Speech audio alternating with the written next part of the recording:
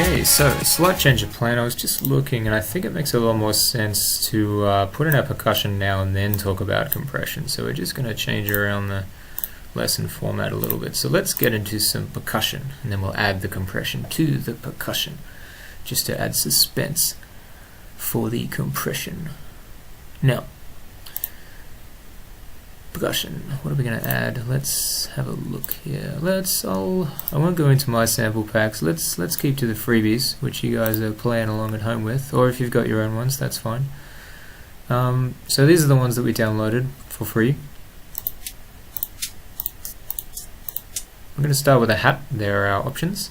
What we're going to do is, instead of having heaps and heaps and heaps of other instruments, which we could do, we could just, we could go Control T, and we could go hat, and then we could get this guy and put him down there,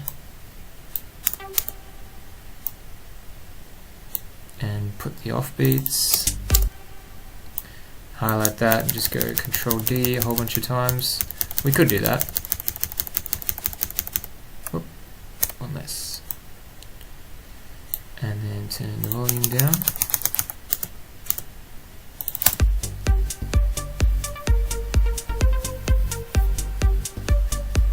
But seeing as we've got to do that with 3 or 4 more instruments, it's usually not the best to have every single instrument that you've got in a oh geez, I've forgotten what they're called, in an audio track.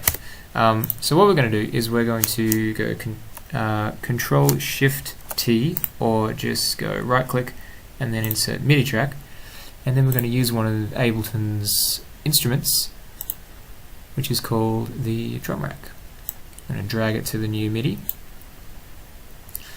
and then as you can see here, we can we've got a lot of choice. So every single drum sample, we'll just drag one onto there, and then that'll essentially just become a note on a MIDI controller, which means we can have 20, 30 different drum sounds.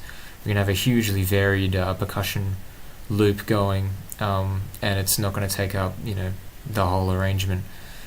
So let's do that now. Let's go find a hat, same one. Let's just go. Let's put it on C3, which is middle C. Excuse me, which is middle C. So that's easy to find. And there we go. So we can put it on the offbeat, and then just copy that.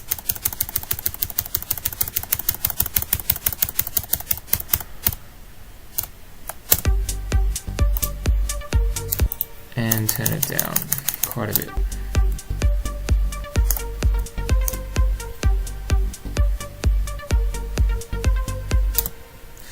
Now what else do we want? Offbeat hi-hat's pretty cool. We've already got our bass drum.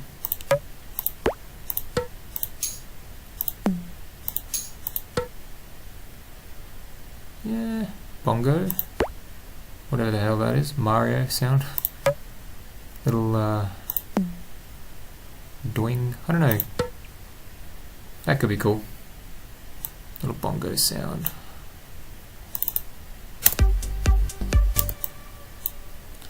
Let's do some imitation. So we've got bom, bom, bom, bom. Then let's add the immediate thing in the percussion straight afterwards.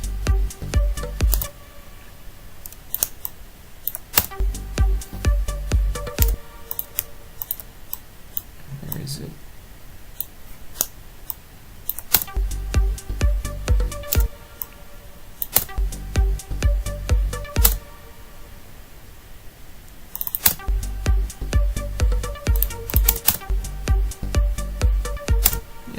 Sounds alright. A little bit of imitation, rhythmic imitation. Alright,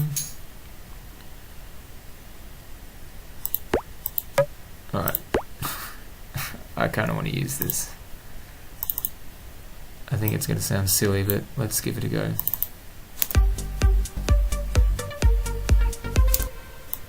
Let's loop this. So that's going the whole way.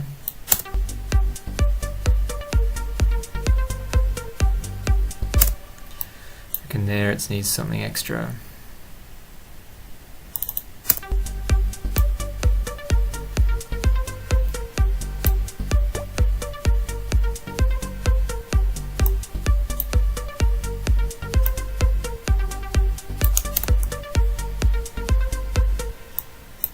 Cool, so I've just copied it again. You kind of listen to your beats and then, you know, as soon as your mind gets bored and you think, alright, I want something else to listen to, then add something else. So, because that's essentially what people will be doing on the dance floor.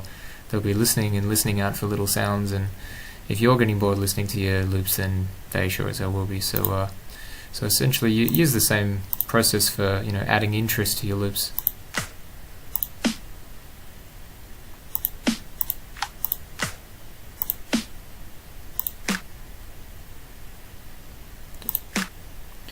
I think that's alright. Might be a little heavy, but we'll see. Now the clap or the snare is classically on beats 2 and 4 of the bar. So 1, 2, 3, 4. Okay, so we want one there.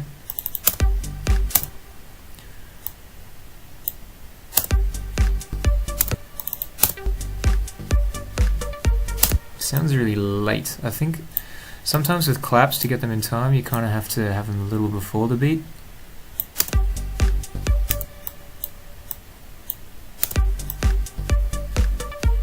Yeah, it sounds better.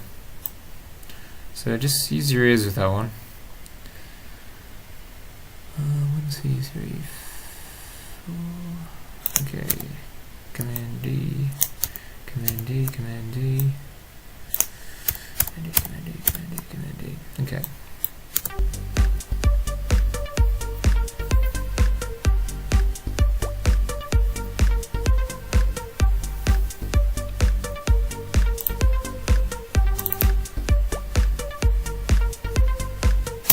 Cool. Now it's okay having them in a drum rack.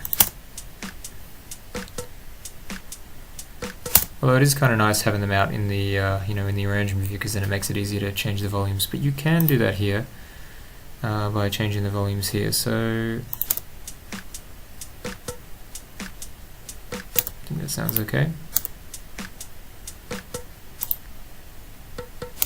That's probably a little loud, because it's not really a driving part in the song, it's just a little ear candy.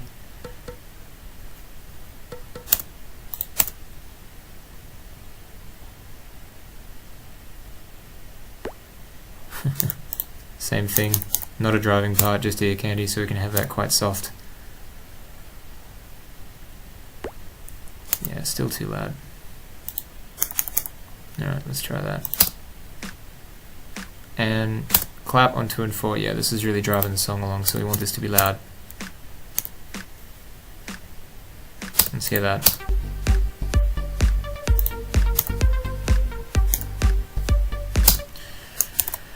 Still out of time. I don't like this clap. I'm sure you guys don't at home, so what I'm going to do is just delete it, and then I'm going to go Control T, and then see what it looks like in audio form. If you do use these drum racks, do be careful. Aha, that's why. Always listen to your ears, guys. Always listen to your ears. So see how the clap doesn't even start at the start of the sample? That's what we were hearing. So use drum racks, but be careful, because using audio you know, waveforms is really useful, because you can see exactly what's going on. So it looks like we've got this little pre-clap and then the bigger clap there. So that's why I've got this bit before the beat. It makes it sound a little bit, I don't know, wider if you can have a sound before the beat and then after. Let's see if I've got it in the right spot. Nope, I sure don't. We want it on beat 2. So 1, 2. Whoop. Nope. There's beat 2. And that's way too loud. Sorry about that.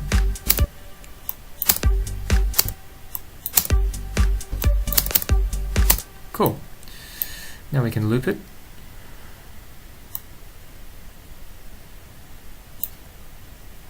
So that's 2 bars. I'm going to go Control J and then double click and then make this a loop. And then what we can do is just drag it out to the rest of our 8 bars.